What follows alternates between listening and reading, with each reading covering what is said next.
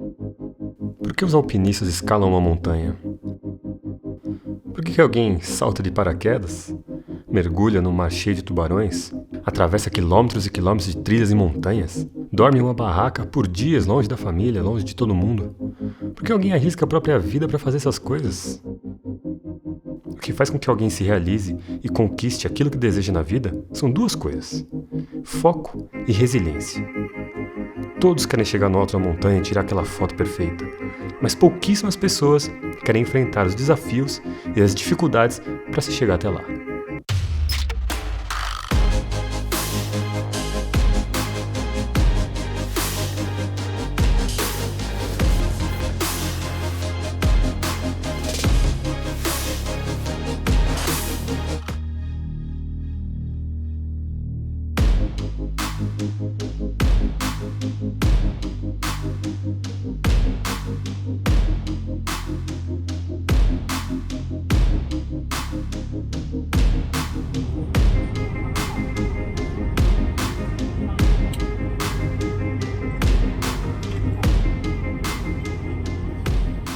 Todo mundo sabe que para fazer uma viagem a gente tem que se planejar muito bem, saber onde vai ficar, saber o que levar e tal. Só que essa não era uma viagem comum, era uma travessia pela Chapada Diamantina. 5 dias, a pé, mais de 50 quilômetros.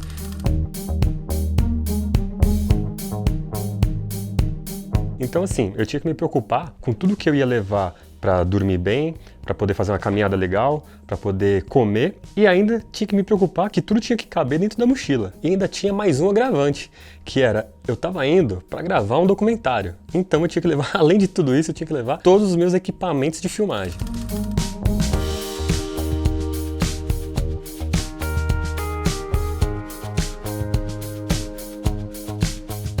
Com os meus equipamentos, eu precisaria ter muito cuidado para não levar nada em excesso. Levar somente aquilo que não fosse tão pesado e que realmente fosse útil para mim na trilha. Então, eu tive que levar a parte de backups, tanto de bateria quanto de imagens, como o meu HD externo e também 2 powerbanks para poder suprir ali as minhas baterias do drone e da câmera. Levei um tripé bem leve e um tripé pequeno, a minha câmerazinha de mão, baterias para câmera, pelo menos ali uma por dia, um microfone, 2 lentes, filtros para minha lente da câmera, um drone e, é claro, a minha câmera principal.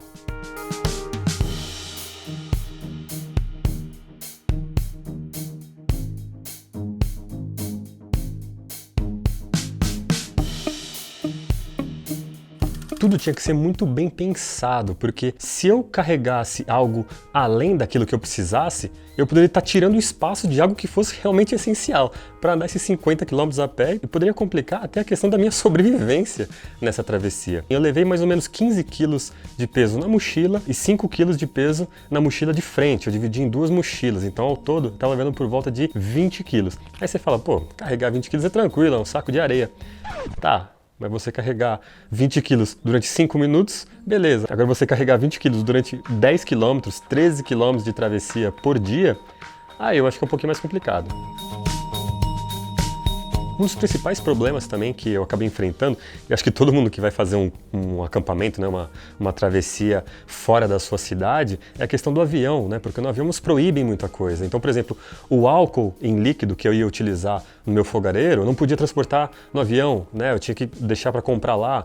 Toda a parte de comida tal, eu não queria despachar isso na bagagem. Os meus equipamentos de filmagem eu não podia despachar também. Então eu tinha que fazer uma logística ali e separar nas mochilas tudo que ia ser despachado, tudo que não podia ser despachado que tinha aqui comigo. Então essa questão do avião complica um pouquinho, porque se de repente ocorresse de eu despachar minha comida e a mala se perder, ser extraviada, eu tô ferrado.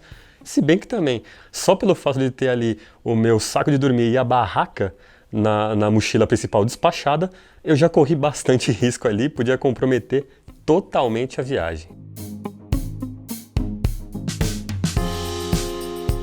O meu caminho ali para chegar até a Chapada Diamantina, o início da trilha, já ia ser bem complicado e bem distante. Por quê? Eu sou aqui de São Paulo, eu tinha que pegar um avião até Salvador, de Salvador pegar ali um táxi ali até a rodoviária, da rodoviária pegar um ônibus, esperar, no caso esse ônibus, que eu esperei mais ou menos umas 3 horas ali na rodoviária, esperar esse ônibus e depois viajar 12 horas até a cidade de Rio de Contas, que era a cidade base onde iria começar a trilha. Ao todo eu viajei ali por volta de umas 20 horas, porque eu saí de casa aqui em São Paulo por volta das 10h30 da manhã e eu cheguei em Rio de Contas no outro dia às 6h30 da manhã. Foram mais de 1.500 quilômetros entre o meu ponto de partida e o meu destino ali final, que seria Rio de Contas.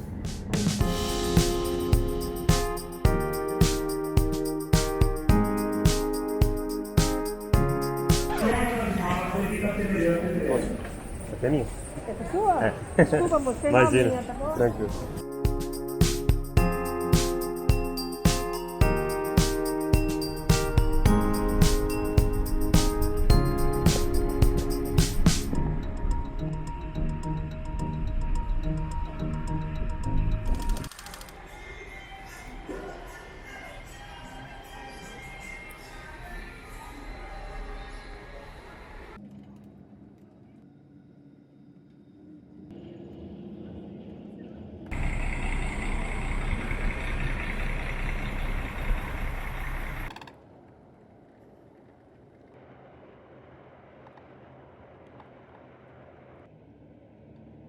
Mas aí, quando eu cheguei em Rio de Contas, de manhãzinha, já consegui ver tudo que estava ali ao meu redor, vi aquelas casinhas coloniais, aquele paredão de pedra, uma montanha sensacional atrás. Aí caiu a ficha. Aí eu comecei a entender que a aventura estava começando.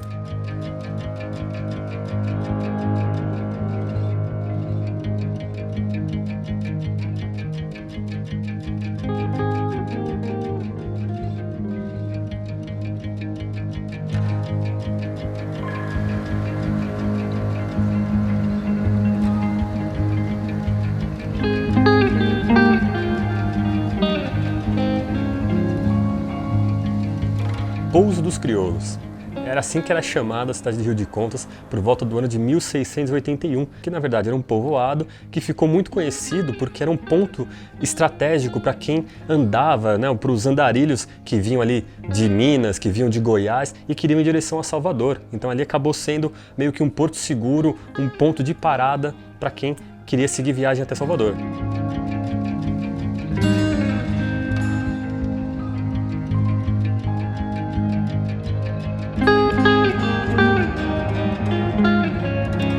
E alguns anos depois, por volta de 1710, foi encontrado ouro ali na região do Rio Brumado. E aí você já sabe o que acontece, né? Quando viram ouro, aquela multidão vai até a cidade e começou ali naquela região a famosa Corrida do Ouro.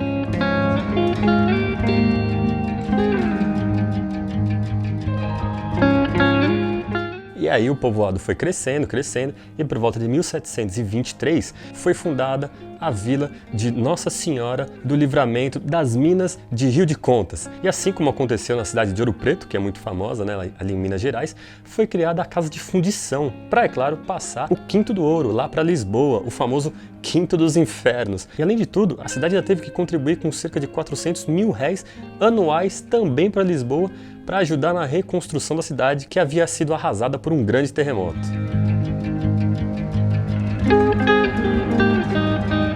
E nessa época era tudo uma maravilha, o pessoal até lançava pó de ouro quando passavam ali os reis e as rainhas. Foi nessa época que surgiram os casarões coloniais pela região.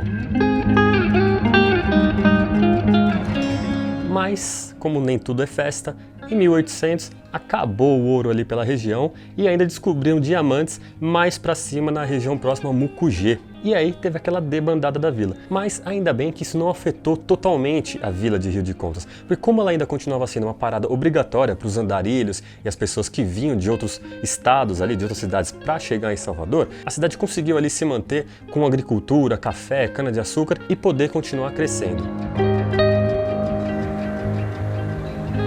E eu juro que eu tentei conhecer Rio de Contas assim que eu cheguei. Mas aí, cara, depois de 20 horas de viagem, a hora que eu entrei no hotel, tomei um banho e deitei na cama, shutdown, desligou totalmente os meus sistemas e eu fui acordar 3 horas depois.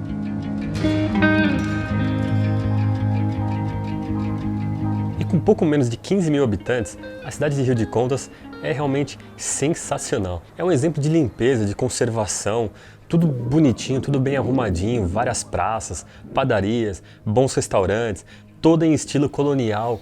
Cara, foi assim uma cidade que eu fiquei muito pouco tempo, fiquei apenas um dia, mas fui muito bem acolhido dentro da pousada Portugal ali que eu escolhi para passar essa noite.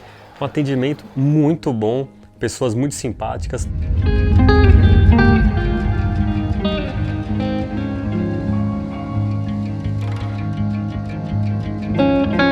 Todo mundo muito acolhedor na cidade. A pousada com café da manhã maravilhoso, que era tudo que eu precisava realmente. Eu cheguei ali morrendo de fome na cidade e já tomei um café da manhã dos melhores que você pode imaginar. E o atendimento melhor ainda.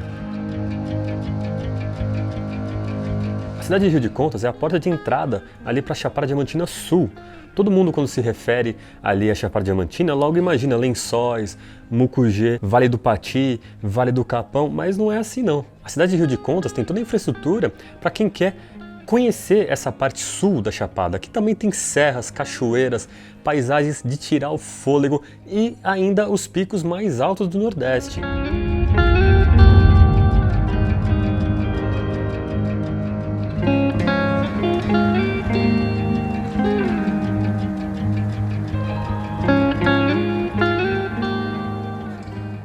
E aí, já para entrar no clima de trilha e de aventura, eu decidi conhecer uma capelinha que fica no alto do morro, ali de frente para a cidade de Rio de Contas, que é a Capelinha de Bom Jesus.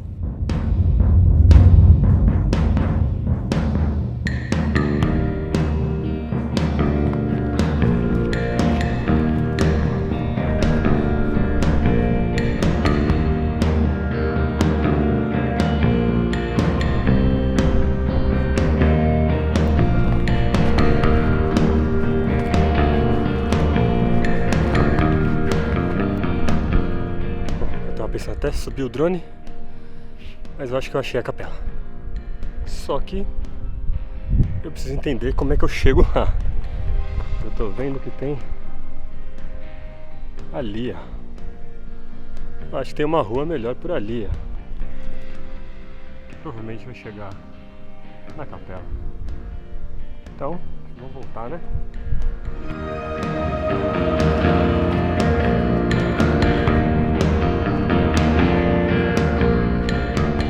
Pensando ou não?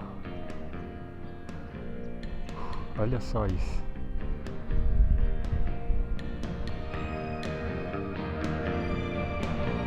Não sei se é verdade, mas eu ouvi falar que algumas tribos africanas, não lembro exatamente qual tribo, quando era necessário fazer algum tipo de migração devido a recursos, esse tipo de coisa, e esses caras tinham que atravessar desertos centenas de quilômetros a pé. E lá a água é muito escassa. Eles bebiam goles d'água e armazenavam essa água na boca. Eles não engoliam. Engolia bem pouquinho. E isso é o que ajudava eles a conseguir fazer essas grandes travessias com pouquíssima água.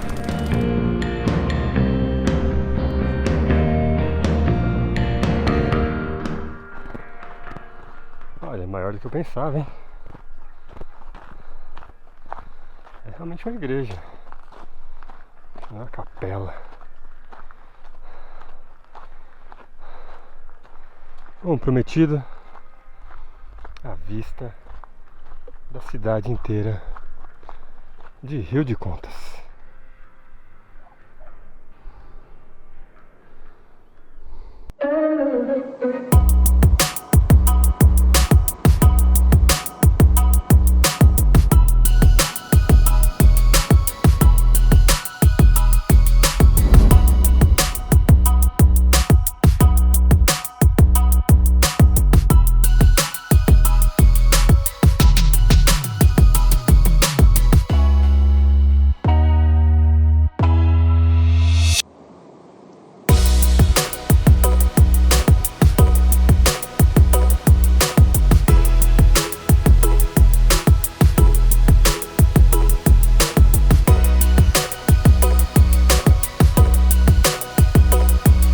cheguei conhecendo a Bahia no melhor estilo, com um sol de rachar, uma baita subida íngreme até a Capelinha. Mas cara, quando eu cheguei lá em cima e vi aquela vista para o Rio Brumado, os picos e a cidade de Rio de Contas, valeu cada gota de suor.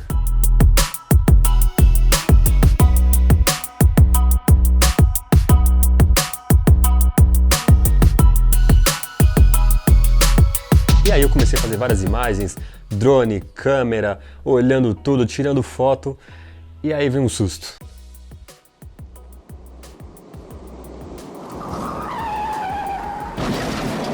Eu acabei perdendo o controle do drone e ele bateu na parede da igrejinha. Aí já veio na cabeça, acabou o projeto.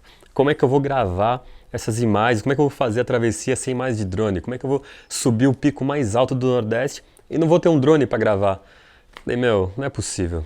Aí eu parei com calma, olhei, analisei a situação, recolhi as peças, encaixei tudo de novo e graças a Deus, nenhum problema grave. O drone deu ali uma batida, o filtro saiu para lá, a bateria caiu para cá, mas nada quebrou, nada trincou e ele continuou voando normalmente.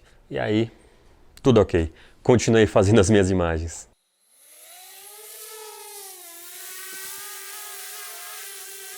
E isso era um dos meus grandes medos nessa travessia. Não só a questão, vamos dizer assim, de saúde, realmente, claro. Eu torcer o tornozelo, me machucar de uma maneira, ficar resfriado, alguma coisa assim.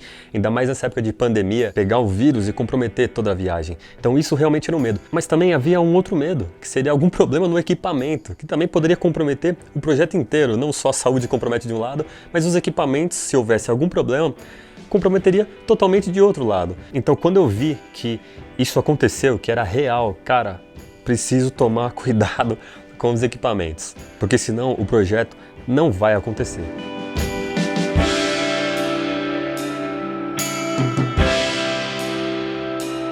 E aí eu aproveitei o final da tarde para continuar minha exploração. Agora pela cidade desci, fui lá ver os casarões de perto, colher tudo que eu precisaria de mais.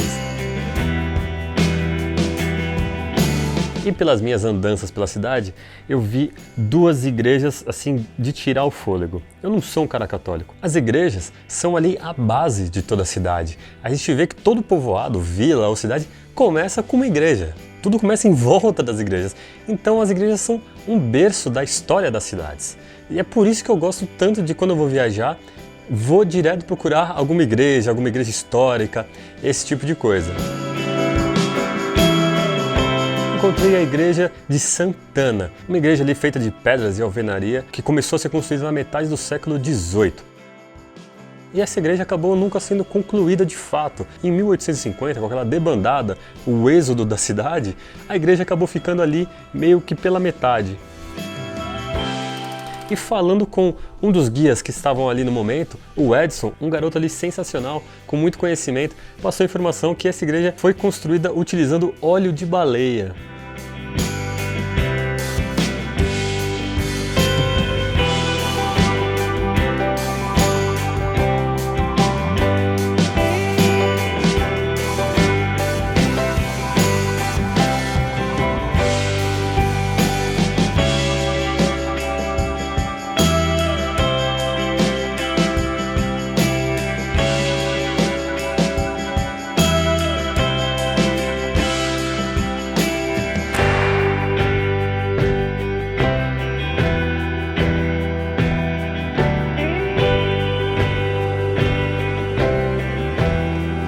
À medida que a noite foi chegando e foi caindo, a minha preocupação era só de estar 100% preparado para o dia seguinte. Eu acabei conhecendo pessoalmente o guia, o Chico, que eu havia falado somente por telefone ali pelo WhatsApp, combinado tudo como é que ia ser feito, mas aí à noite na cidade de Rio de Contas, ele foi até lá, até a pousada, a gente bateu um papo, se apresentou e a gente conseguiu ali acertar os últimos detalhes para o dia seguinte.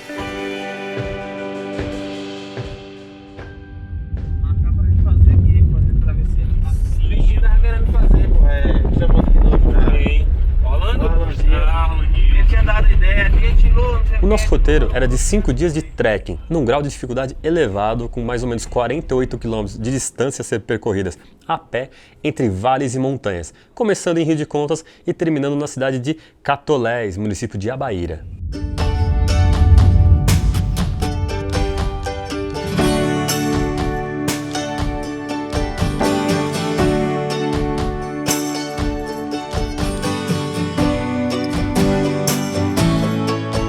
Logo no dia seguinte, a gente já começou indo de carro até a Serra das Almas, onde fica o Pico das Almas, com altitude de 1958 metros.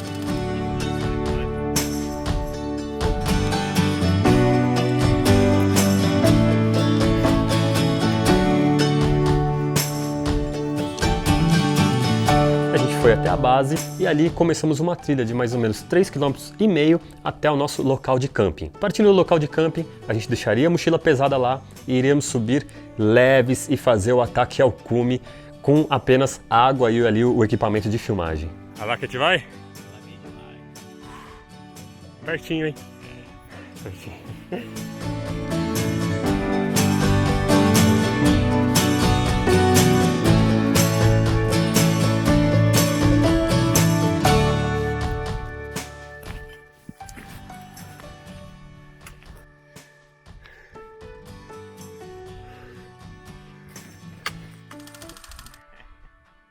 Caramba! Água cristalina. Essa aqui dá pra gente usar? A nascente, ela vem brotando daquele ponto ali da serra. Então você pode ver que ela corre muito pouco o percurso para chegar até aqui nessa área, sabe? Então ela não é, o curso não é suficiente para poder deixar ela com aquela tonalidade de água mais escura. Sim, não tem tanto barro, é mais pedra mesmo, né? Exato, sabe? A formação das rochas daqui também são rochas que são mais concretas, assim mesmo, né? São rochas bem sólidas, então ela não libera muita matéria orgânica, né? Caramba! Na água. Não, mas é impressionante. Isso aqui deve ter o quê? 1,5 m, 2, talvez? Não sei. Mais de 2. Mais de 2, né? Você parte aqui mais fundo aqui. Sim, é. Tem mais de 2. E consegue ver o fundo tranquilo. Tranquilo aí. Essa é potável ou não? Potável. Potável sim. também. Essa é a água que a gente bebe aqui no acampamento, a água que eu uso para cozinhar, sabe? Nossa. Aí aqui essa área é a área de tomar banho, mas ali para cima é a área onde a gente deixa restrito só para poder coletar água para beber e para usar no acampamento. Sabe? Entendi. E aí a trilha não era muito pesada. Esse início de trilha era uma inclinação ali razoável, nada muito inclinado, nada muito duro de fazer, mas eu percebi que talvez eu tinha exagerado um pouquinho no peso da mochila. Eu fiz alguns treinos antes, é claro, me preparei para essa viagem, mas talvez eu tivesse carregado um pouquinho a mais.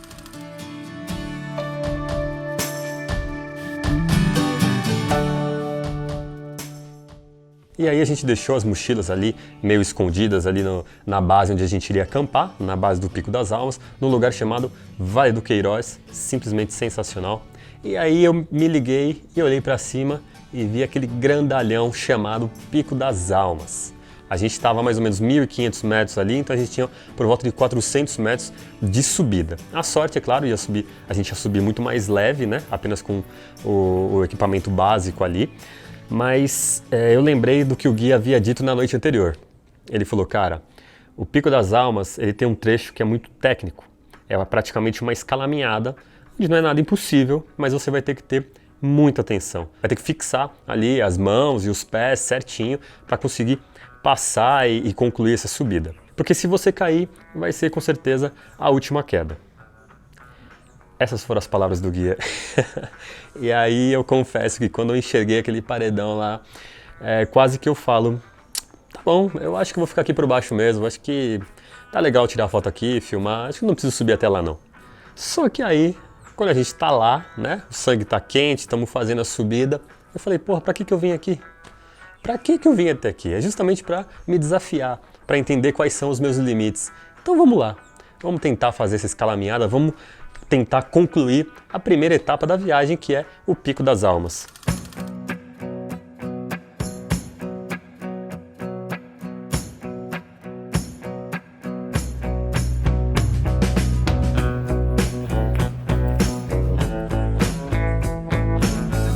Porque, para mim, desistir no primeiro dia era algo fora de questão. Esquece, no primeiro dia não tem como. Eu iria enfrentar o que tivesse que enfrentar.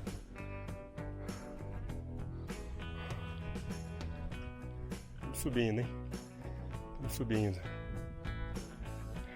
E eu acredito que as coisas devem ser muito bem pesadas nesse momento, né?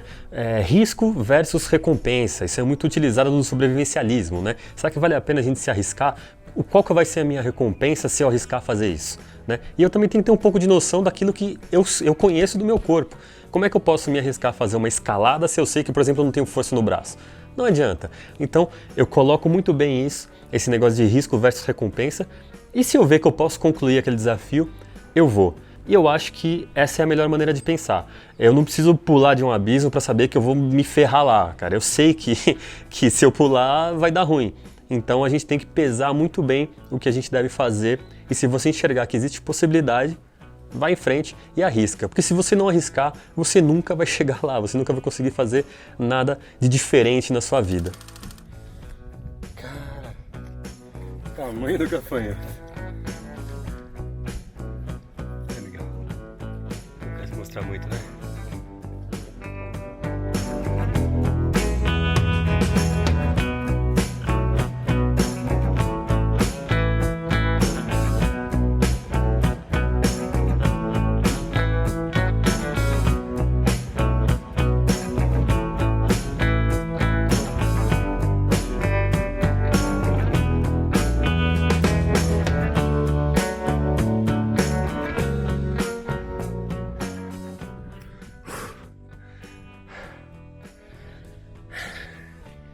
É uma escalaminhada boa.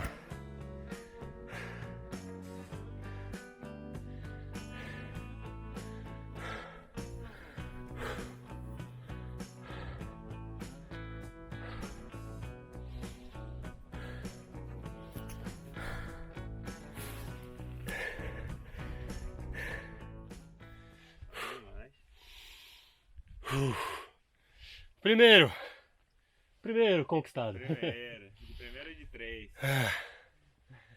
Meu Deus.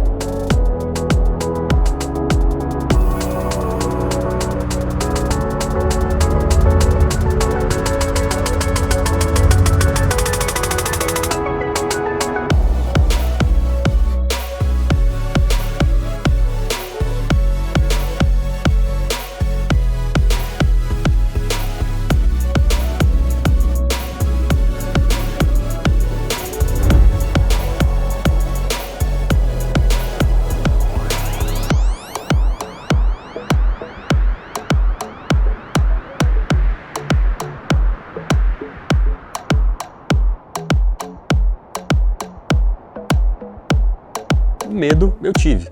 Claro, na hora de subir, a hora que encarei realmente aquele paredão ali que o guia Chico tinha comentado, mas isso é bom. As pessoas não querem ter medo, e isso é errado. Você tem que ter medo, porque o medo faz você ter atenção, faz você ali se precaver das coisas. Se você é um cara totalmente destemido, você vai em frente e às vezes não calcula o risco que deveria calcular. Então, eu subi consciente, concentrado e consegui concluir.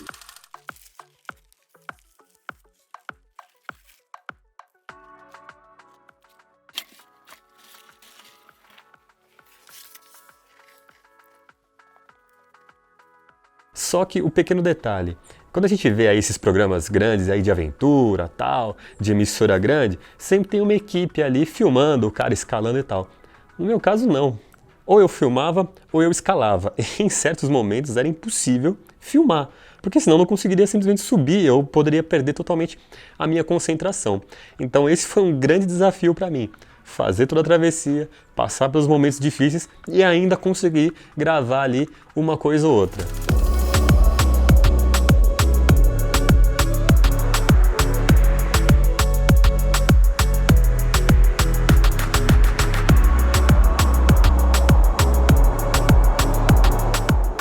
Quando a gente chega nesse nível de cansaço, vamos dizer assim, de esforço, a gente começa a questionar se vai continuar aguentando, né? Porque esse só foi o primeiro dia.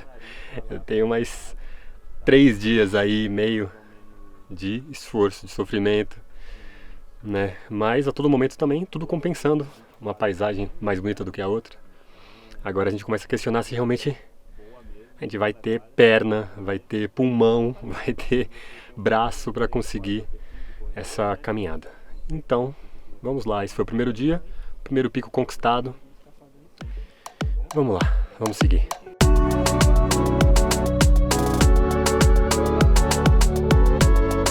E aí depois da subida ali, que foi difícil, foi cansativa, mas que valeu cada segundo, cada gota de suor, agora era hora de descer novamente, cansar as pernas e montar o acampamento ali embaixo.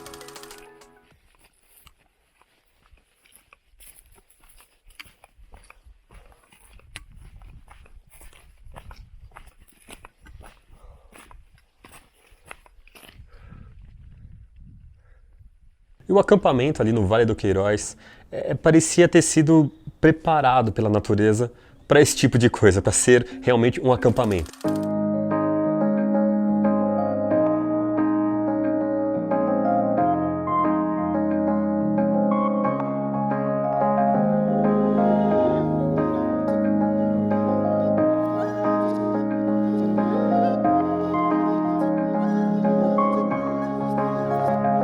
E a noite caiu e com ela trouxe um mar de estrelas no céu, sim, sensacional. Eu nunca tinha visto tanta estrela no céu daquele jeito. Para mim que moro em São Paulo, é muito difícil você conseguir ver estrela no céu, porque é nuvem, é poluição, é prédios em volta. Então assim, quando a gente sai e vai para esse local, uma natureza tão ainda selvagem, praticamente sem civilização por perto, é algo extraordinário.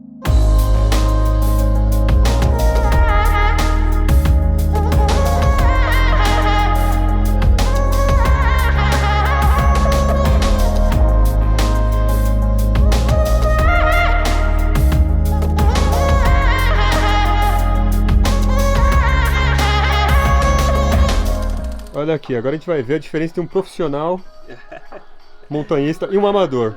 Ô Chico, por favor, o senhor poderia falar qual é o menu de hoje para o senhor? Pronto, sim, com certeza. Aqui para hoje a gente vai ter aqui, ó, um feijão preto com arroz integral aqui, 7 grãos. Tá refogado aqui no óleo de coco. Eu adicionei algumas ervas finas, tipo alecrim, manjericão, né? Uma salsinha. E aí botei também um alho frito, cebola. Um super refogadão aqui com óleo de coco para adicionar mais sabor, né? Ao feijão e ao arroz integral aqui, né? Exatamente. E para completar também temos aqui uma saladinha, né? Com cenoura e beterraba. Saladinha ralada na hora. Cenourinha e beterraba ralada, né? E aí vai. E aí vai. Bom, agora eu vou mostrar o meu aqui, o meu menu. Sensacional, natural. Que seria miojo. Sabor carne com tomate, com sopa vono de, deixa eu pegar aqui, milho com frango e linguiça frita. Ah, olha aí, muito mais natural que o do Chico.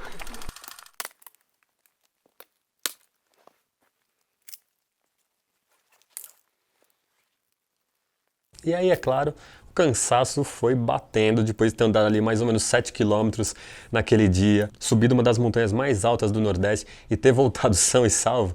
Para mim aquilo lá já valeu e muito.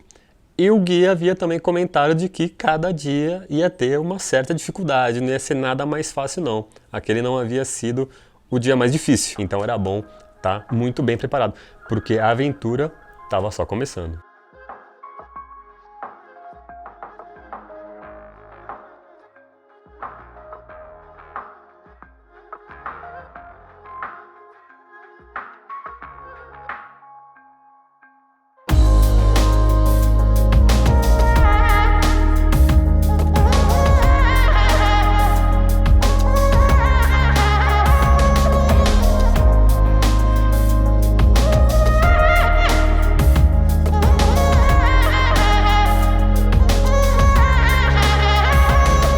Fizemos um rápido café da manhã e a arrumação já começou, porque o segundo dia ia ser bravo.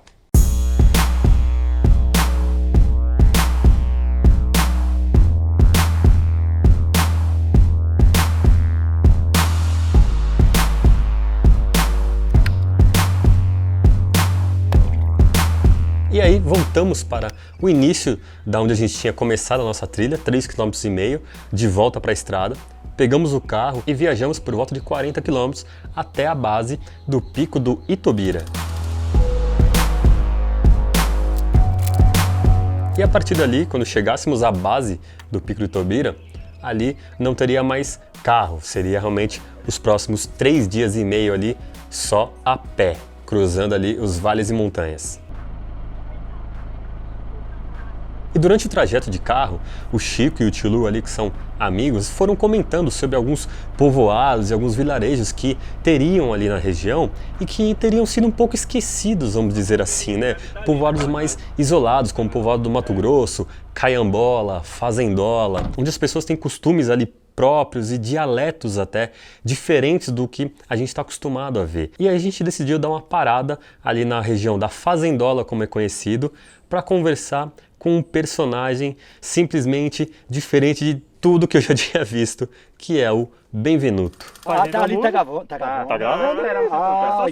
Aí você fala, seu amigão, você fala o seu nome aqui, como é? Você é de São Paulo. Eu sou o André de São Paulo. André de São Paulo. Eu sou Tilu de Rio de Contas. Sim. Chico Guia de Catolés. Chico Guia de Catolés. Chico. Eu falo, aqui pode dar um alô e pode contar Pode, falar o que quer, né? O que quer? Na hora. Alô, pessoal! Quem eu tô falando aqui é Benvenuto, B-E-V-E-N-U-T-O, Benvenuto, G-O-C-E, José, D-P-I-N-A. Com todos os amigos do Pensamento Geral, do Rio de Contas, São Paulo, você é de Catolé, né? De Catolés, um beijo no coração de todos vocês, Abaíra, Aipiatom, Rio de Contas, Livramento, Rio da Caixa, Vitorino, Zé de Souza, João Ferreira. Ô, galera, bicho, beijo de aranha, o beijo de aranha, tá vendo? É Curralim, Contagem, aí Caiambola, Fazendola. Um beijo no coração de todos vocês, um abração para todos os amigão, gente. Nós estamos em 2021. Ah, é 2021. Do ano passado. É, 2021. Aí aquela música de Quando Ela Vê, a música nova que eu fiz. Aí, moço, e essa música, aí eu queria que você botar no internet, no Snap Zap. Por causa do povo, amor, que o povo lá fora. 4 polícia. Oi, Benvenuto, você não sai daqui não, porque, ó, eles vão não pegar Quando Ela Vê no você. Eu falei, não, em mim aqui eu sou curador, sou contorno curador. Eu falei, eu preciso até ele curar. Agora vai a música Quando Ela Vê, né? O pessoal vai tirar a máscara da boca, porque o Quando Ela Vê, Deus é mais. Todo mundo, Deus é mais, né? Deus é mais. Quem tá com o Quando Ela Vê não pode sair de casa. O povo do Canalavi bata a perna e bateu asa. O povo do Canalavi não se pode namorar. Quando chega perto da mulher, a doença vai pegar. O povo do Canalavi, ele tem muita razão, quando vai se salvar. A figura, um cara simplesmente sensacional, deu a sua bênção e fez uma oração para que a gente pudesse subir tranquilo a montanha do Itobira. Voz atrás de ti para lhe conduzir, em cima de ti para lhe abençoar, dentro de ti para lhe conservar. Vou levar todos quanto é tipo de mal e de azar que no mundo pode acontecer, pode evitar.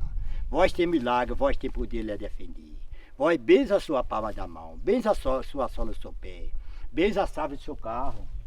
Vós tem milagre, Nossa Senhora, meu Rei da Santa Caridade, as 3 pessoas, 3 da Santíssima Trindade, meus senhores São Bento e Nossa Senhora do Livramento, meus senhores Jesus Cristo, meu onde são custódio. Vós alimenta meu espírito, conserva meu carnal, me livrar das amiguinhas da onça, os amiguinhos também.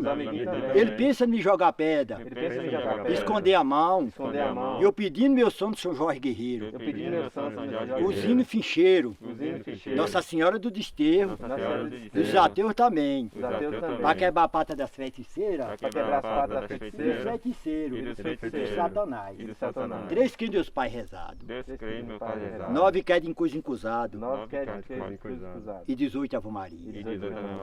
Pode levar tudo quanto é tipo de mal e de azar, que no mundo pode acontecer para evitar. Pecador, conversa, meu Deus, bem-aventurado, São Pedro na terra, São Miguel na concha, veja a porta do céu, bem-aventurado, seja as minhas orações, Senhor Jesus Cristo, responde o Jordão.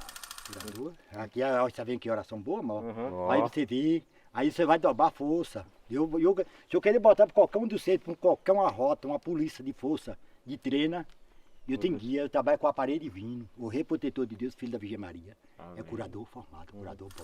E é engraçado como isso acaba afetando a gente, né? Após essa bênção que a gente recebeu do Sr. Bevenuto, parece que eu ganhei mais coragem para encarar aquele grande desafio que ia ser subir o Pico do Itobira. A grande diferença é que dessa vez iríamos subir pesados, com a mochila inteira pesada nas costas, e ao contrário do dia anterior, a subida começou bem mais dura e bem mais complicada.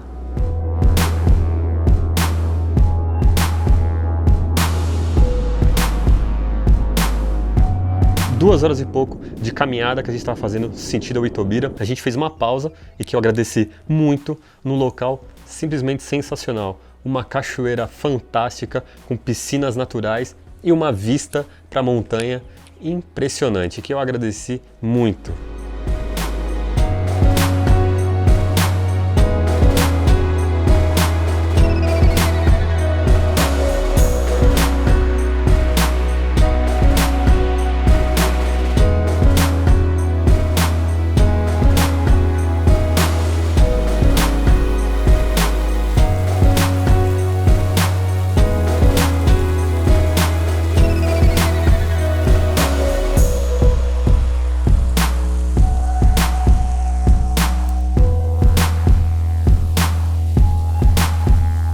E o melhor, as piscinas eram de água potável. Assim como eu ia ver ao longo de toda a travessia, todos os locais onde a gente parava para tomar uma água, para descansar, era água potável. Isso é realmente impressionante, foi uma coisa que chamou muito a minha atenção.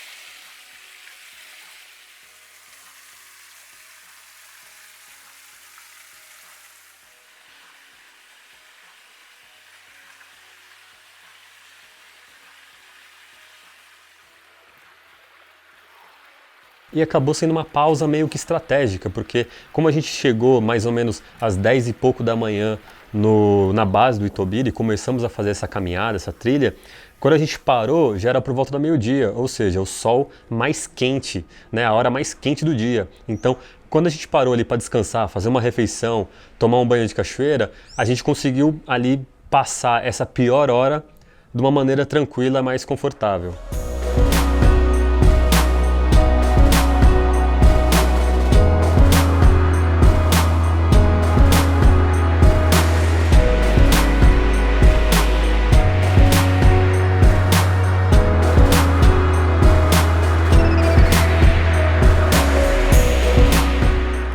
E aí eu confesso que se eu tivesse acampado nessa cachoeira, para mim teria ficado bom, porque era realmente um lugar muito confortável, um lugar muito bacana de ficar.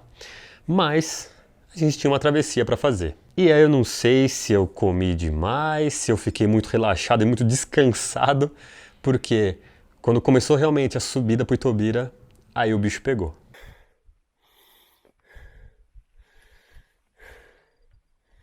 Esse é o final do segundo dia, subida do Itobira.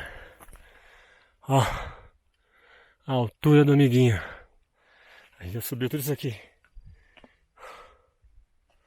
E agora tem que subir isso. Aí tá o Chico, que não cansa nunca. E eu aqui podre, morto de cansaço. É, amigão. É difícil. É difícil pra caralho. Pegar um ar e vamos tentar. A inclinação só aumentava, a mochila parecia cada vez mais pesada na frente, cada vez mais pesada a mochila das costas, ia batendo na minha barriga, ia batendo e pressionando meu peito, e eu tava com a barriga cheia porque a gente tinha feito uma bela de uma refeição, e aí o negócio começou a complicar. E aí o paredão ia crescendo, cada vez que a gente andava o paredão ia aumentando, ia chegando mais próximo, e a minha mochila, que era de 20 quilos, passou a ter 50 quilos, E cara, foi assim, um dos pontos onde eu realmente falei, não vai dar, eu não vou conseguir subir isso. E à medida que eu andava, eu comecei a pensar realmente na questão, né, do peso da mochila e como é importante a gente pensar na questão que hoje está muito na moda, que é o minimalismo, né? Que é a gente tentar sempre reduzir a quantidade de coisas na nossa vida, né? A gente não precisa carregar tudo que a gente carrega, a gente não precisa de tudo que a gente tem. Dá pra gente abrir mão de certas coisas e ficar com coisas que realmente fazem efeito pra gente, que realmente são úteis pra gente. Os últimos 5 metros para chegar até o Itobira, eu considero que foram os mais difíceis da minha vida. Foram ali 5 metros que pareciam 5 quilômetros. Eu subi escalando, puxando uma pedra aqui, uma pedra ali, me apoiando. E cara, quando eu cheguei lá no alto, eu simplesmente desabei no chão e fiquei uns 5 minutos deitado, só pensando, cara, cheguei, consegui, finalmente.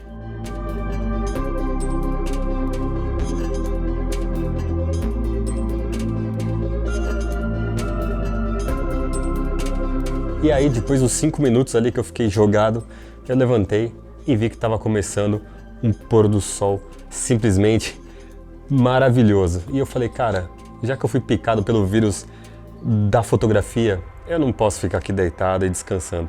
Eu preciso correr atrás e fazer umas imagens, que afinal, foi para isso que eu vim aqui.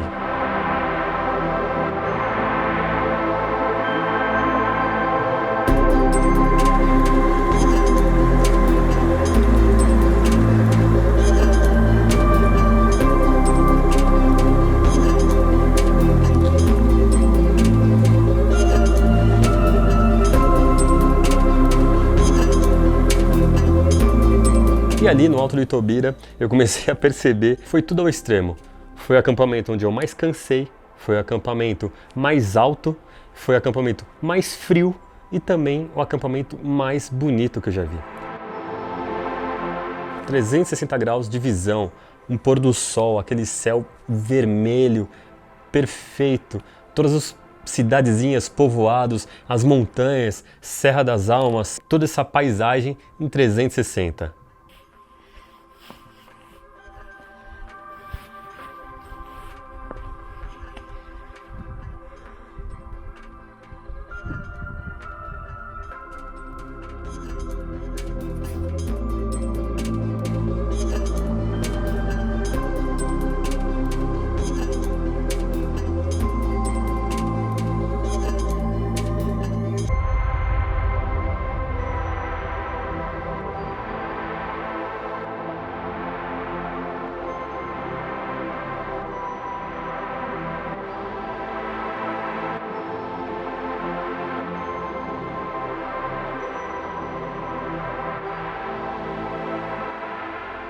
A nossa sala de estar e a nossa cozinha era uma caverna logo um pouquinho abaixo do pico, onde a gente fazia as nossas refeições ali.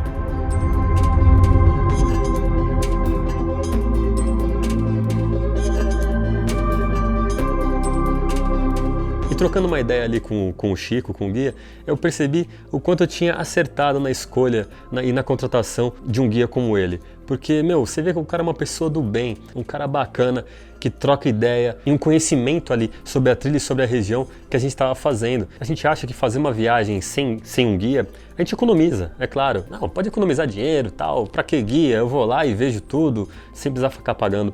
Agora, quando você tem alguém com você que conhece a história, que conhece todos os locais, que consegue te passar informações e passar a experiência dele, um pouco da experiência dele para você durante essa caminhada ou qualquer que seja a viagem, é outra coisa, é outra viagem, você enxerga aquilo com outros olhos. Então, ter contratado um guia que me ajudou nessa caminhada foi simplesmente primordial, vamos dizer assim. E o bacana foi que, além de ele ser o guia, ele acabou se tornando aí um grande amigo meu.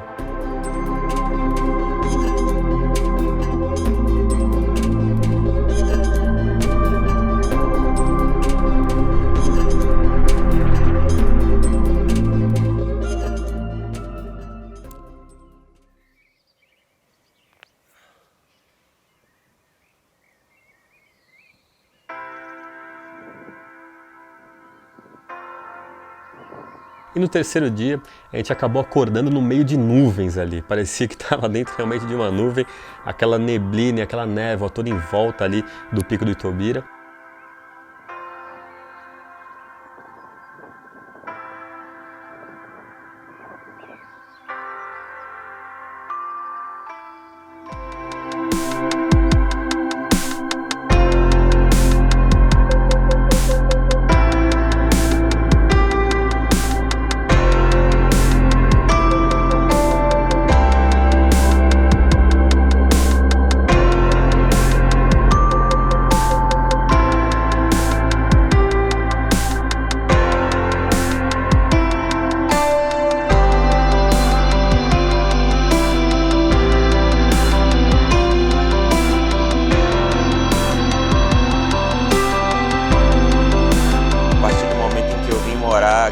Que eu decidi vir morar na Chapada Diamantina foi algo que me motivou, simplesmente a natureza que a gente tem aqui ao redor, né? Eu sempre gostei muito de ter a natureza como o meu escritório, digamos assim, né? Desde todo mundo, né? Desde a época que eu morava em Salvador, né? Que eu sempre gostei de mar, então já trabalhava como salva-vidas, né? E quando eu cheguei aqui foi a primeira coisa que eu vislumbrei que poderia estar trabalhando e estando em contato direto com a natureza, e foi o que eu decidi, e pelo jeito foi a decisão mais acertada que eu tomei em toda a minha vida. Seguia já?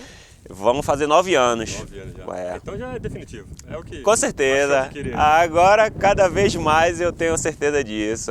Venho me especializando, venho fazendo cursos, né? Venho me capacitando cada vez mais para fazer um serviço com o máximo de excelência, né, e profissionalismo possível. Quando a gente pergunta sobre Chapada Diamantina, qual imagem vem na sua cabeça? Assim, como se fosse uma fotografia, que é a imagem mais gravou assim na sua mente. Certo, cara. Realmente, para mim, particularmente, seria o visual que a gente tem quando a gente chega lá no topo do Nordeste, né? Que é a montanha mais alta, que se chama Pico do Barbado, onde a gente chega a 2.033 metros de altitude, e de lá você tem um visual de 360 graus da Chapada Diamantina inteira, e para mim essa é a visão que mais me marca, assim, que eu acho mais especial. E isso vai ser o nosso último dia, né? Exatamente. No 5º dia, né, no final da nossa travessia, vamos estar, fé em Deus, lá em cima do topo do Nordeste.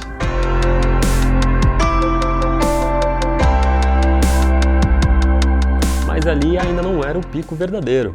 Para a gente chegar no pico verdadeiro, a gente tem que fazer uma certa caminhada de uns 10 minutinhos até chegar lá realmente no alto do Pico do Itobira.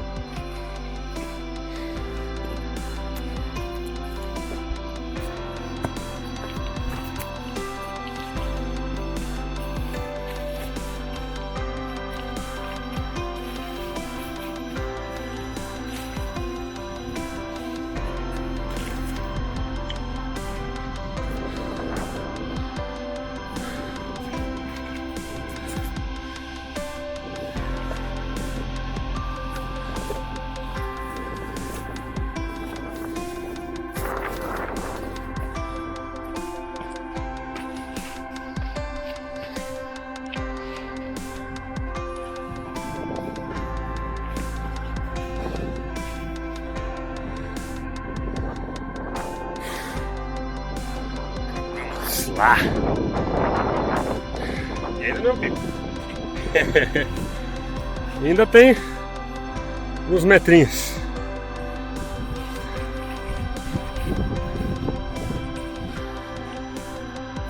Agora sim.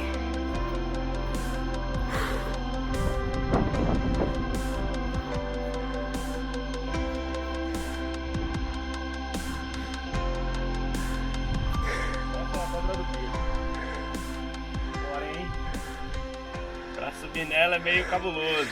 Então A gente fica por aqui mesmo. Aqui tá beleza. Eu tô o quê? Meio metro abaixo dela?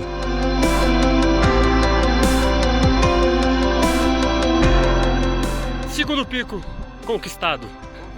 Com muito choro, muito suor. Mas conquistado. Terceiro pico vai ser no último dia, né?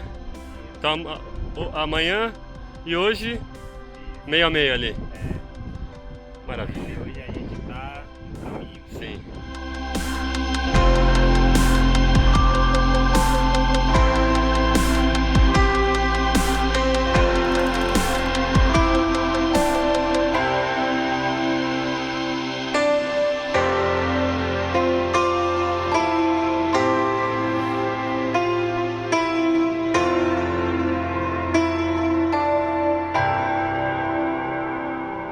E aí depois era hora de descer, arrumar toda a bagunça, arrumar a casinha portátil e descer aquele gigante para continuar a nossa travessia, que o dia seria pesado mais uma vez.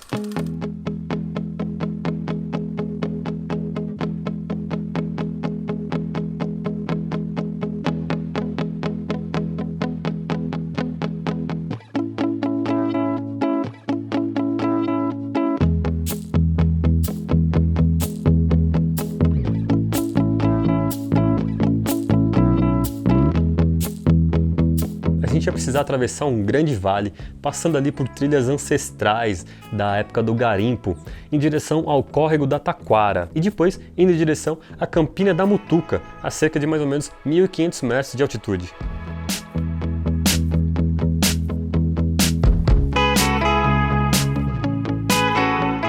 E onde a gente passou a noite, Itobira.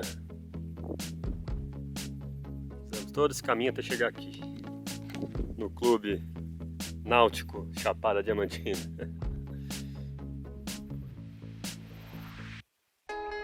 Quem disse que aqui em camping não tem luxo? Aí ó, um risoto de linguiça com milho, ervilha e mandioquinha. Vai pensando, vai brincando. É profissional.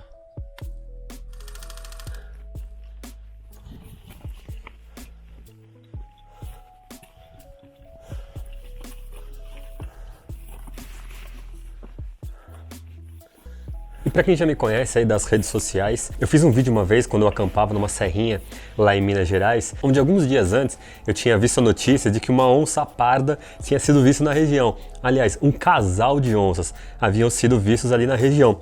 E a gente foi acampar e acabou ficando aquela brincadeira lá, cuidado com a onça, tal. Acabamos ficando nessa brincadeira de, cuidado com a onça, então toda vez que ia acampar, cuidado com a onça, toma cuidado com a onça.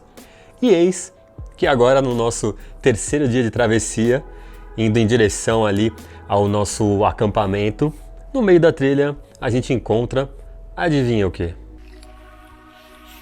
Pata de onça, meus amigos. É bem redondinho. Tá bem definida porque tem pouco tempo, né? Aham. Pode correr aí se vacilar hoje de manhã ainda. Você vê que ela é bem redondinha e no meio tem aquela almofadinha maior. Sim, e não tem unha, né? Não tem unha, tá vendo? Ela vai andando Foi seguindo aí. por esse carreiro mesmo. Talvez a gente encontre ela ali na frente. Mas não tá aqui não. Mas ela é nossa amiga. Já tem parceria dela. Então hoje no jantar não vou nem fazer linguiça. Você é louco.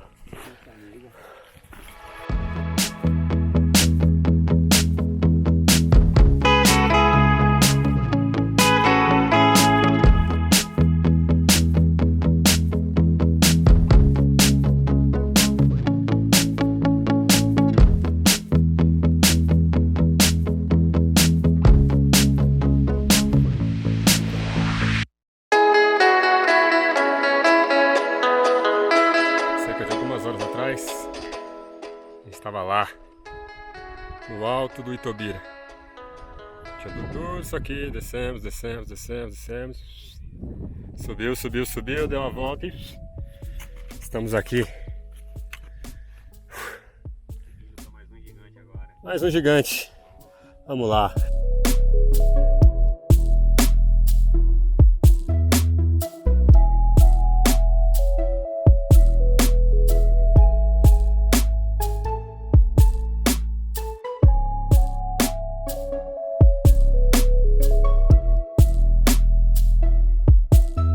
Nesse terceiro dia de caminhada, já tinha passado mais ou menos ali 50% do desafio da travessia. Praticamente chegamos ali na metade da nossa travessia.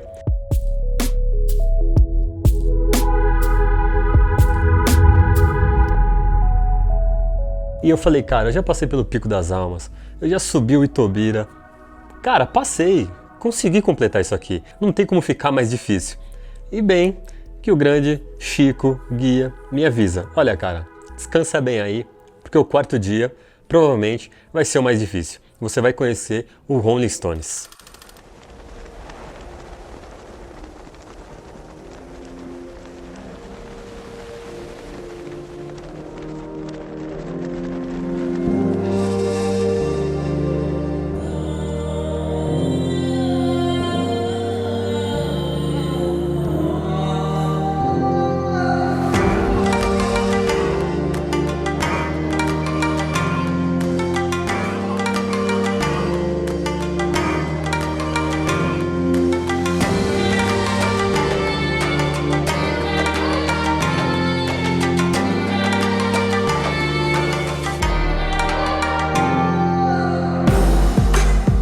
E aí o dia nasceu, acordamos ali no meio da névoa ali, mais uma vez, tudo branco ao redor. A gente estava numa altitude ali razoável, né, 1.500 metros, então tem ali bastante névoa. E era hora ali de desmontar mais uma vez o nosso acampamento e continuar a jornada. Quarto dia de travessia. Amanhã a gente está nesse cenário que parece de outro planeta. Cara, a gente acordar no meio da névoa, com esse monte de pedras aqui, é de tirar o fôlego. A gente realmente vê que compensa, apesar do esforço, da suadeira que foi para chegar até aqui. Já foram uns 3 dias atrás aí, andando. Tudo bem, a gente aproveitou bastante. Piscinas naturais, topo da montanha, bebendo água diretamente da fonte, água mineral, filtrada pelas pedras, então vale muito a pena. Mas, cara, eu não imaginava que ia ser tão difícil. É muito duro, cara. Nunca fiz uma trilha pesada desse tipo antes, apesar de eu já ter feito aí algumas aventuras e tal, não se compara. E para melhorar ou para piorar, o guia, né, o Chico, falou que hoje vai ser o dia mais duro de todos. Então, vamos ver o que dá. Vamos ver se eu aguento chegar lá e finalizar esse quarto dia com sucesso. Vamos lá. E é engraçado que apesar da ansiedade, dos desgastes e tal, eu percebi que eu gosto disso, de acampar, sabe? De montar acampamento, de fazer as refeições, de mexer ali com o fogareiro, de curtir ali aquela paisagem, né, na nossa frente, ficar com névoa, nuvens, sol, cercado por montanhas. É muito legal saber o quanto isso me faz bem. A gente começa a perceber isso, né? A gente começa a perceber o quanto faz bem aquilo que a gente está fazendo.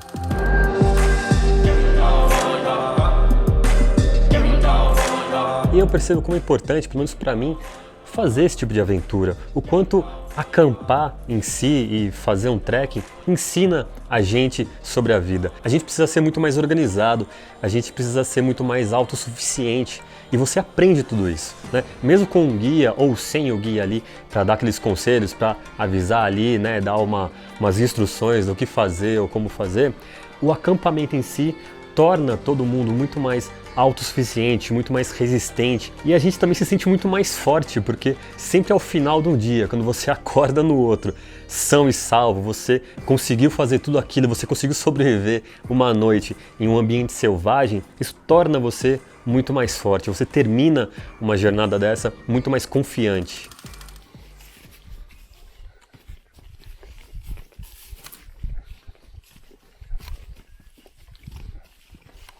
E aí, depois de desmontar o acampamento, seguir a caminhada, eu fui apresentado ao famoso Rolling Stones e aí eu descobri realmente o porquê que ele chama Rolling Stones.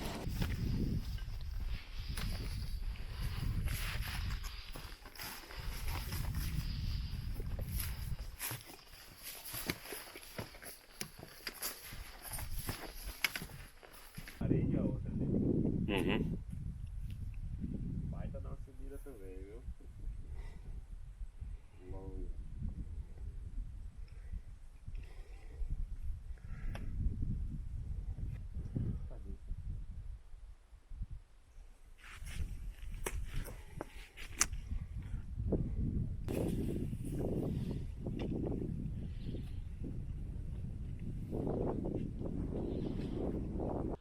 Agora eu entendi porque esse trecho aqui é chamado de Rolling Stones.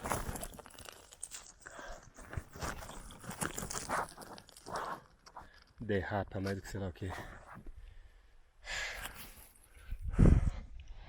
A gente desceu desde lá de cima, derrapando e caindo de bunda. Vamos lá que ainda tem muito chão ainda pela frente. As pedras que rolam, né? O nome não poderia ser melhor. Foi uma descida difícil, foi uma descida dura. Havia um degraus assim de pedra de 1 metro de altura de um para o outro, assim. Então, com o peso da mochila todo nas costas, tem que se concentrar ali para não derrapar o pé, não escorregar a mão, não bater a cabeça num local ali. Às vezes ficam pedras com pontas ali, então tem que ter muita atenção. Foi uma descida muito difícil, a perna chegava lá pulsando assim ao máximo no final, e mesmo assim a gente ainda conseguiu fazer praticamente num tempo recorde, aí eu e o Chico descendo esse paredão de pedras aí de mais de 400 metros, em tempo recorde, em torno de 1h30, a gente conseguiu passar pelo Rolling Stones, e olha, foi complicado, foi difícil, mas mais um desafio superado.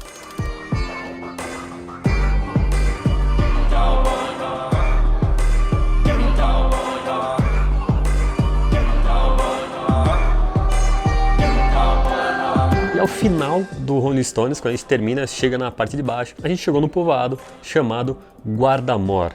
E fui mais uma vez apresentado a mais um outro grande personagem dessa história e dessa aventura, que é o Seu Jura. Não, amanhã a gente ainda sobe o babado amanhã. Tem que completar todos, né? É, tem que fazer, né? Já veio, Tem já que pra fazer todos. mesmo tudo. É isso aí, Chico. Aí, Porque, sim, eu cheguei, eu tava fazendo um trabalho ali, cheguei, tinha uma mochila aqui dentro. foi! Rapaz! Mas graças a Deus a gente tem muita saúde, né, André? Mas o senhor tem saúde porque o senhor mora aqui. Justamente. moro aqui. É. Meu pai morou naquela casa ali, André. Morou meus avós, depois veio meus pais, morreram tudo, ficou só. Então são gerações, Tá filmando, hein? tá? Tá. São gerações e gerações exatamente, morando aqui já. rapaz, né? Hoje mora 2 irmãos ali.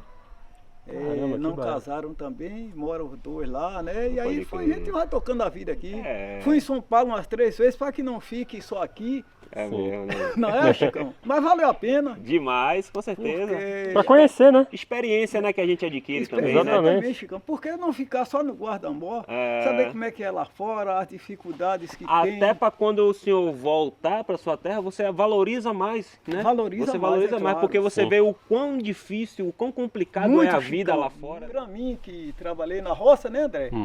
Quando chega num posto de gasolina para trabalhar, tudo é diferente. Completamente Na diferente, né? cidade. Quando tu vai pegar na foice, na enxada. Nessa época você já estava casado com o Rai já? Não, essa época eu era Ainda solteiro não. ainda. Ah, tá. É. Depois Dona eu vim- Rai o senhor conheceu lá no Caiambola, né? Canhambola, foi Pode crer, exatamente. é. A Aí gente vim- tava lá, aí a gente começou lá, né, o primeiro dia. Foi. Aí quando a gente tava vindo de lá pra cá, aí a gente tava falando com o seu Bevenuto, né? Sim. Bevenuto com... Gente boa também, né, rapaz? ele fez a gente até uma conversou com- reza lá, Ô, rezou a rapaz, gente gente. fina, aquele É, menino ali, aí a viu? gente tava falando dele, do senhor pra ele, né, e tudo Pois mais. é, obrigado, Chico. É, Então foi aí por eu- aí, a vida da gente foi sempre Pois assim, é. né, Dé? Muito Mas legal. gostei E mesmo antiga- daqui. É. Fica sempre aqui. Eu tava explicando também pra André, tava falando isso, que esse caminho que a gente fez, né, que a gente veio de lá pra cá, que a gente tá fazendo, é o caminho que antigamente, né, o povo O pessoal dessas fazia, regiões fazia com Quem precisava passar de frequência. uma cidade para outra, às vezes Era a cortava por forma, aqui. isso, era a forma mais rápida que você tinha, por exemplo, para sair daqui e ir até Rio de Contas, Rio de por Contas, exemplo. é, exatamente, Né, Júlio? André. Não tinha, nessa época ainda não tinha carro, não tinha moto. Nada, né? nada, As rapaz. estradas que tinha era tudo estrada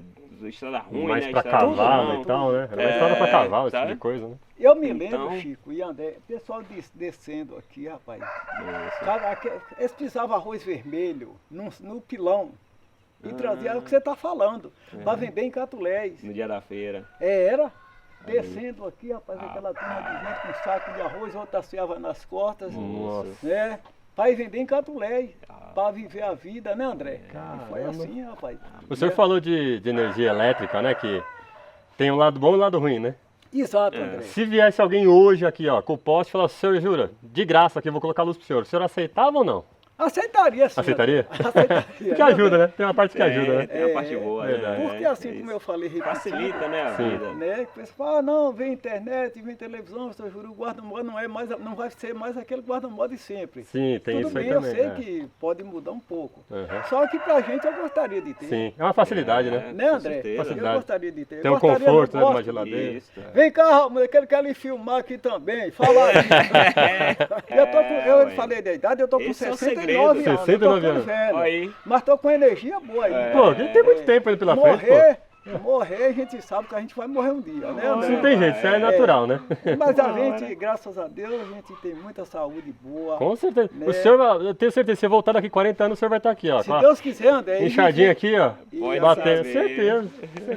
Vivendo aqui com esse ar puro que a gente Uma tem aqui. paz dessa. Encontrando vocês também para conversar, que isso faz muito bem. Comendo Legal, faz fruta bem. do pé, Isso. Não tem bebendo igual. água da fonte. Não tem igual, cara. Isso Tá não tem entendendo? igual. A gente toma na xícara, né? Exato, Porque não ele ainda tem. não foi processado. Não tem. Aí, André, para Né? você ver. É. Essa aí é a variação do. Esse Vamos é ver. o catuai vermelho. É porque tem isso. um amarelo, Tem um amarelo. né, aqui, Jura? Tem um Ele amarelo. é doce mesmo. Né? Tá vendo? É doce ele, Porque é André. uma fruta, sabe? O café, né? Isso aqui, a cereja dele que chama, isso aqui é uma fruta. Uhum. Então, como qualquer fruta, a partir do momento que ela fica madura, ela fica doce. Caramba. Uma manga ou qualquer É, coisa. bebida. Depois eu tomar um pouquinho, fazer um pra gente tomar lá, pra você provar o café. Maria, Opa, aí você tá acostumando mal. Aí tá acostumando mal. Aí eu vou começar a colocar minha barraca aqui, vou morar por aqui mesmo. A gente tá as ordens aqui, André. Pra Tempo é subir esse aqui, mesmo. André. Aqui colocaram o nome de Rolling Stone. Sim. São pedras que rolam. Aham. é. Rapaz, esse pessoal que vem aqui, eles ficam ali quase 5 horas pra descer aí. Eu vou pôr que eu desço dentro de 1 hora. Ah, tem que a gente desceu rápido então, né, pô? Foi o quê? 2 horas, 1 hora? Quanto A foi? gente desceu 1h30. 1h30 Uma hora e desceu. meia, 1h30 rapaz, desceu. pô. A gente Parabéns. começou 9h30, a gente começou 9h30, chegamos ali, ia dar 11 horas. 11 horas. Parabéns, Chico. Foi bom demais, né? A mão do produtor, rapaz, Isso aí não tem como falar. é um não. privilégio, é um privilégio. Olha aí, André, se ele tá bom. Ô, seu Jura, muito obrigado, viu? Olha o seu cafezinho. Não tá frio ainda, não? Não, tá bom, tá ótimo.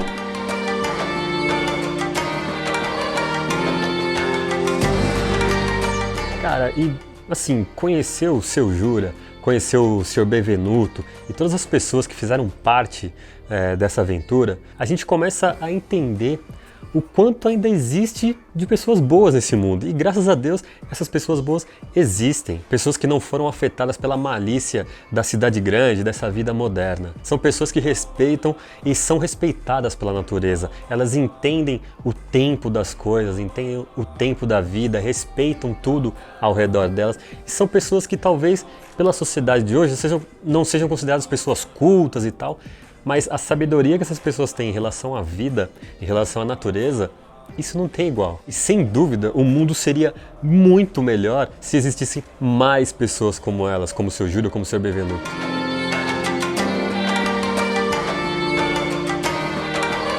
Depois de tomar um cafezinho sensacional, colhido ali mesmo na fazenda do Seu Jura, a gente seguiu, não mais por trilha, mas agora por uma bela estradinha dentro do Vale do Guarda-Mor, até chegar na fazenda onde a gente armaria novamente nosso acampamento e passaria a última noite antes da grande aventura.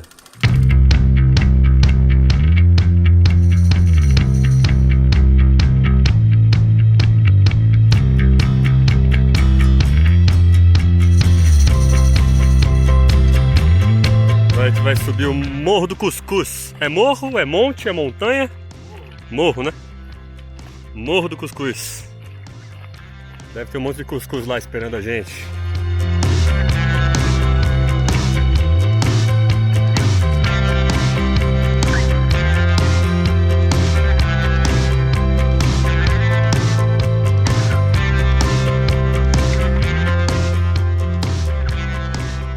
A gente chegou no falso pico, falso cume do Morro do Cuscuz. É uma falsificação boa, né? Porque você olha de baixo, você acha que realmente tá ali. Só que não. É aquela pedrinha ali, certo? É aquela ali? Ali, né? É. Pra quem tava lá em cima, lá na estante. Nossa. A gente saiu de lá hoje, né? A gente saiu de lá hoje ainda. Lá. Foi no meio do vale ali, né? Colo, a gente tava ali. E aí descemos. E agora subiu até aqui. Subiu. E ao subir ali o Morro do Cuscuz, fui surpreendido novamente com uma paisagem sensacional. Toda a região da Chapada Sul a gente conseguia ver ali praticamente. E já dava para ter uma ideia da posição de onde fica o nosso último desafio, que seria o Pico do Barbado no dia seguinte.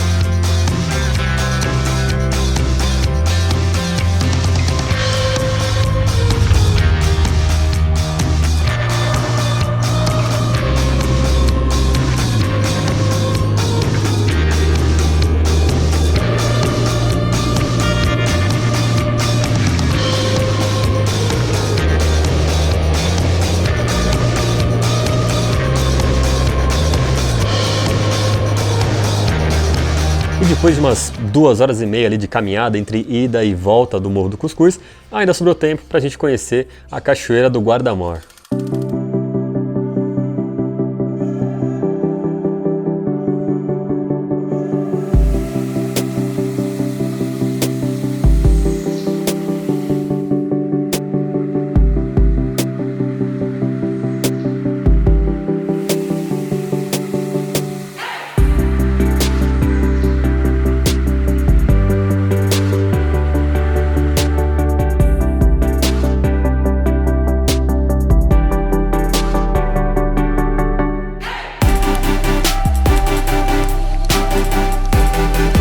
Alguns anos atrás, essa região de Rio de Contas e Livramento de Nossa Senhora sofreu muito com um grande incêndio que teve ali na região. E quando eu estava no carro, há 2 dias atrás, com os guias, né, o Chico e o Tilu, e eles estavam ali batendo papo e tal, mencionando que eles fazem parte também da brigada anti-incêndio ali da região. E aí eu comecei a entender, ouvindo eles falarem, né, todos os detalhes ali, discussões de quem está ali no dia a dia, né, do combate ao incêndio e tal. Eles começaram a comentar e falar um pouquinho dos desafios que eles enfrentam para poder combater esses incêndios.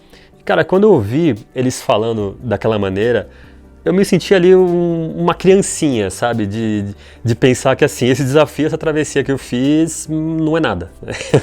Não é nada perto do desafio que esses caras enfrentam para combater um incêndio. Os caras levam equipamentos pesadíssimos, roupa pesada, capacete, todo equipamento de proteção, todo equipamento de combate ao incêndio, e ainda esses caras têm que entrar em locais fechados, mata realmente fechada, passar por mangue, subir montanha, às vezes no meio da noite, no meio da madrugada, e ainda combater o incêndio, ficar naquele calor insuportável, aquele calor infernal e combater o incêndio. E com detalhe, os caras são voluntários. Você não tem ali grandes incentivos para esse pessoal que faz parte da brigada. Eles têm que sempre estar contando com o apoio do governo, que às vezes não é muita coisa. Tem muitos incêndios que nem helicóptero eles conseguem ter ali como auxílio. Então, assim, é um trabalho muito complicado, é um trabalho onde eles arriscam a própria vida e eles são voluntários. Eles fazem isso porque eles querem ver o bem das pessoas, da natureza, das cidades em volta. Então, assim, toda vez que eu lembro do pessoal ali da brigada, deles, e quando eu vejo que tem notícia de algum incêndio florestal, alguma coisa assim, é um negócio que tem que bater palmas e tirar o chapéu. Não é qualquer um que ia lá se dispor a passar por todo esse sofrimento, a passar por toda essa aventura, simplesmente para proteger a natureza e proteger a cidade. Então tem que bater palmas para esses caras das brigadas voluntárias anti-incêndio.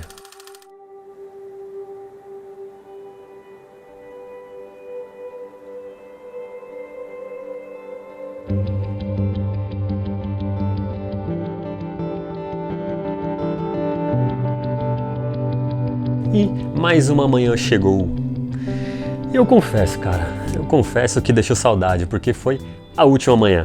a última manhã da trilha e acordar assim no acampamento, naquele clima de natureza, não tem igual. E apesar de todo o cansaço, de todo o suor, eu confesso que dá saudade. Quando chega naquele último dia, dá aquele apertozinho no coração de você falar, pô, vai acabar, né? Apesar de você falar, pô, mas tô cansado, queria voltar para casa, tomar um banho de chuveiro, um banho quente, dormir numa cama confortável. Tem isso. A gente quer essas coisas.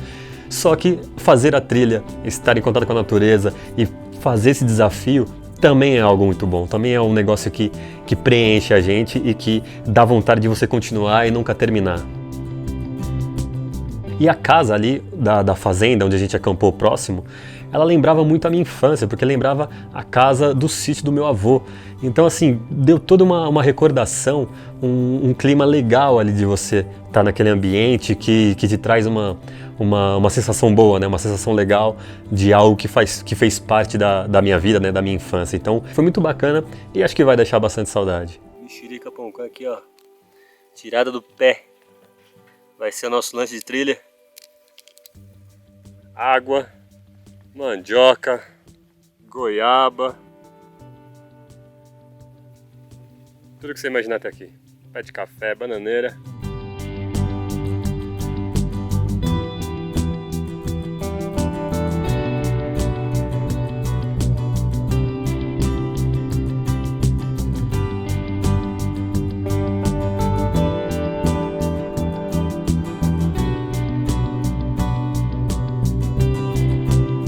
E aí não tem jeito, né? À medida que a gente foi andando, ali praticamente já tinha 90% da nossa travessia feita. Agora era chegar no Pico do Barbado, o gigante do Nordeste, o ponto mais alto do Nordeste, que esse era o meu objetivo quando eu saí de São Paulo. Só que quando a gente vai chegando no final da caminhada, é um negócio engraçado, vai chegando no final do nosso projeto, né, da travessia em si, a gente começa a perceber que o chegar no Pico do Barbado já não era assim tão importante. Você começa a perceber que o objetivo real da sua travessia já havia sido cumprido, que era ter a experiência, que era passar por tudo que eu passei, passar por todos os desafios, conhecer todas as pessoas que fizeram parte dessa minha pequena jornada, vamos dizer assim. Isso foi importante, isso foi mais importante ainda. Então, agora chegar ali no Pico do Barbado, a 2.033 metros, no topo do Nordeste, passou a ser a cereja do bolo.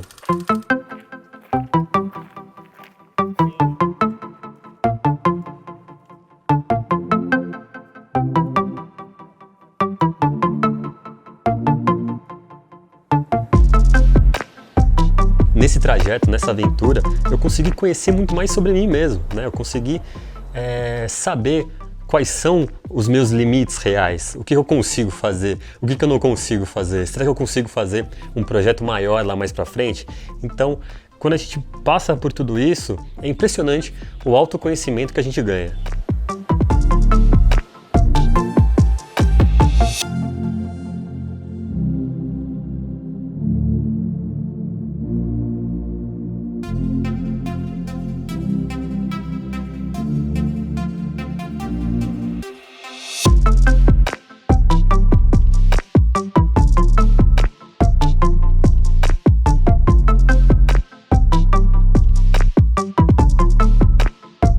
Como eu tinha falado que faltava a cereja do bolo, a cereja, vamos dizer assim, estava um pouquinho mais distante do que parecia estar.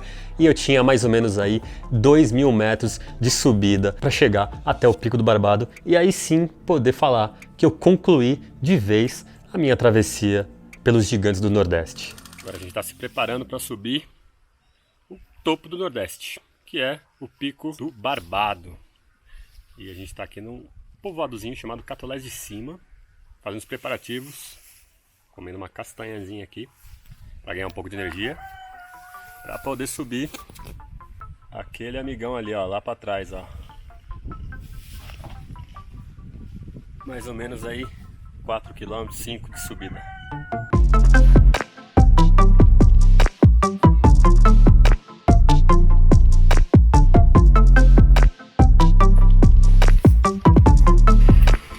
E a trilha até que começava mais ou menos suave ali, começava mais ou menos tranquila, não tinha uma inclinação tão pesada e era a maioria calçada com aquelas pedras coloniais, porque aquilo era uma trilha utilizada na época do garimpo, utilizada na época colonial. Então aquilo faz parte da estrada real, onde os mercadores iam e vinham com burros de carga, mulas de carga e faziam esse trajeto cortando ali, serpenteando por volta do Barbado, entre o Morro do Elefante, né, e o Morro do Barbado, para cortar pela forquilha e sair nos vilarejos ali do outro lado das montanhas.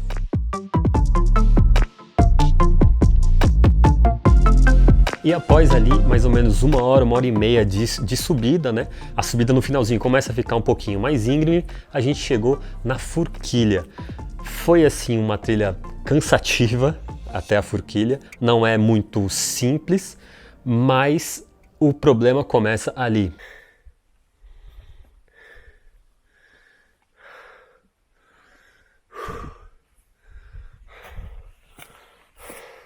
Agora o negócio é escalaminhar. Escalar de verdade mesmo. Então deixamos os bastões lá embaixo e vamos subir com a mão.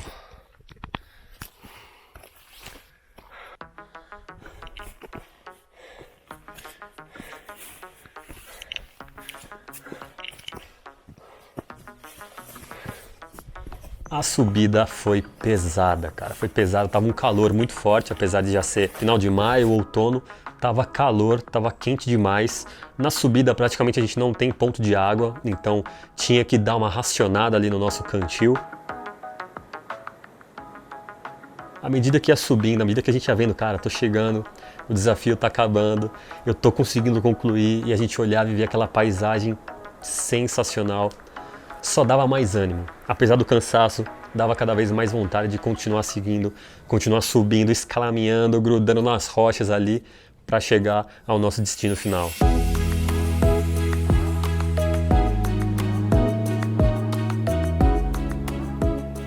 E eu confesso que ali, os últimos minutos, os últimos metros até eu chegar no Pico do Barbado, foi algo meio estranho, assim, porque é o que eu tinha comentado sobre a questão do objetivo, sobre a questão de dar aquele gostinho um pouquinho amargo de estar chegando no fim. Foi uma mescla de felicidade por ter concluído, tristeza por saber que estava chegando ao fim e uma satisfação muito grande de saber que eu consegui superar todos os meus limites. Meu Deus do céu. 2033? 2033 metros. Olha aqui, aqui é a pedra, tem que ser aqui. Se não chegar, você não chegou no fundo. Ainda bem que instalaram o degrau aqui. Vou botar aí pra facilitar. Boa, garoto. É nóis! É isso. Chegamos! Apareceu que não, Ai.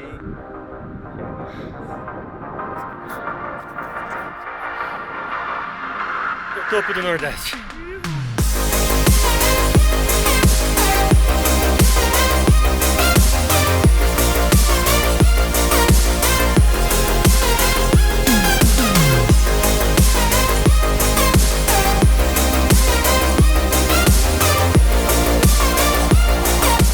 Depois de 5 dias de caminhada, pesada. comendo miojo, carregando a mochila com quase meu peso nas costas. Ah! Yeah. Cacilda! Parabéns, guerreiro, parabéns. É nóis! Trocou. 5-1, chegamos além do prazo, hein? O prazo era 1 hora. Ainda batemos o recorde. Isso. Olha só, cara, as elevações que tem ali. Então aquela ponta ali é o Itubira. Aquele é o Itubira? Caramba, Você cara. tava lá no É que a gente sempre olha de frente ou de costas, né? Isso. De lado ele é uma agulha, mano. Lá dá uma ponta lá. E ali tem uma outra também, ó. Tipo, estilo ele. Isso. Aquela ali é lá no. Ali já é Piatã, ali é o Vale dos Três Morros. Ah! É. Vai ter morros, eu ouvi falar. Vale dos Três Morros em Piatã. Aí esse aqui da frente, esse primeiro aqui, ó, é o Elefante, Aham. que é a segunda maior da Bahia, Sim. do Nordeste, né? Com 1980. Cara. Isso aí. E o Almas lá, É, o Almas tá ali, né? Não, ali é Itobira. Ah, o Almas tá ali, tá de frente. Tá certo, ficou bem de frente do Itobira. O Itobira aqui e o Almas lá. Então, foi quarta-feira ali, né? Isso. Quarta-feira, quinta-feira, sexta-feira. fomos descendo tudo. Sexta-feira perto daquele ali. Atrás daquele cuscuz, né? Tá com a sombra ali no meio, ó. Ah, sim, sim. Ali foi no em cima do Rolling Stones ali. Sim, sim. Naquela sombra ali onde a gente tava. Aí descemos por ali, por trás, né? Desceu por trás dele, né? Desceu ali. Descendo, cuscuz tá pra trás desse aqui, né? É, o cuscuz tá aqui atrás. Tá aqui embaixo, né? Tá aqui embaixo. E aí... até aqui. Isso aí, acho que estamos de parabéns. Fatal. Vou pegar uma cerveja agora aqui no bar que eu deixei guardado aqui. Pegar uma vivo, pegar uma vendo. Isso aí. E eu comecei esse filme falando sobre por que as pessoas fazem determinados desafios, né? Por que os alpinistas escalam as montanhas, né? Pode parecer uma besteira, mas quando a gente faz o nosso desafio, quando a gente vai lá e arrisca, né? Quando a gente sobe uma montanha, quando a gente está lá em cima, não é mais estar lá que o que importa. Falar, pô, cheguei no pico, agora eu vou descer. Não é isso. É tudo que está por trás, é toda aquela experiência, é toda a jornada, é todo o caminho que faz com que você, quando chega lá em cima, fala, cara, valeu cada gota de suor.